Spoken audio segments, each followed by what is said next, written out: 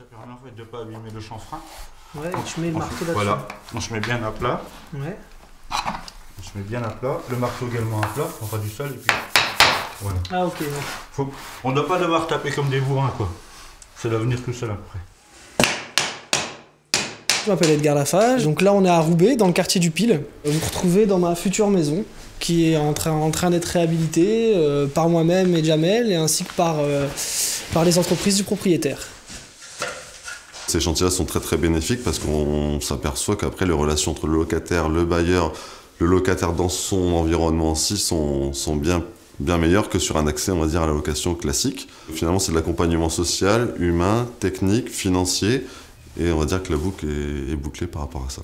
Le propriétaire nous donne un loyer qui n'est pas excessif. Et pour moi, qui suis en situation intérimaire, il faut que j'ai quelque chose que je puisse payer tous les mois. Je suis pas propriétaire, mais je trouve qu'on est entre la location et la propriété. On fait nous-mêmes les couleurs, le parquet. Donc c'est ce petit plus. Après, il faut mettre la main à la pâte.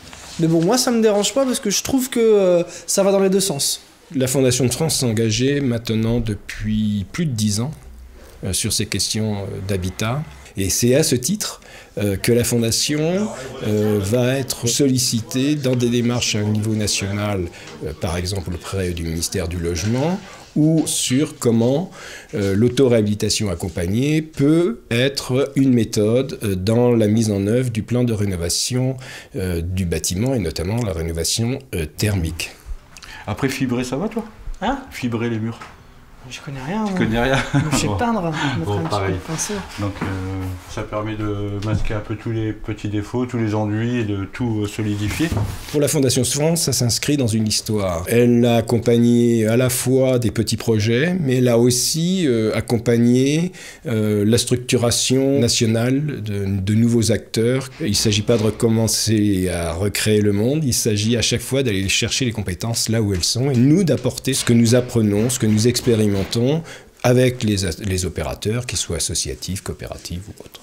Tous les mois, par exemple sur le quartier du Pile à Roubaix, on organise des animations collectives sur la plomberie, le revêtement de sol, l'isolation des murs. Donc on mobilise aussi les gens du quartier. Et le but de ça, c'est de créer un réseau d'entraide. Ce genre de quartier où les gens sont assez proches les uns des autres et où ils discutent beaucoup, permet ce genre d'émulsion en fait. On est dans un quartier difficile qui est en pleine reconquête, et là je pense que c'est très intéressant de voir que nous avons un responsable de famille qui va s'investir dans la réhabilitation de son logement. En plus, c'est un habitant qui revient dans le quartier. Moi j'ai grandi ici, et si je suis retourné, c'est que je me suis senti bien. C'est sûr que c'est une ville où il y a de la pauvreté, il faut y faire avec, ça fait partie de la mixité aussi. Moi j'ai grandi dans un quartier qui n'était pas terrible, j'ai la chance aujourd'hui de prendre une maison, je suis content aussi.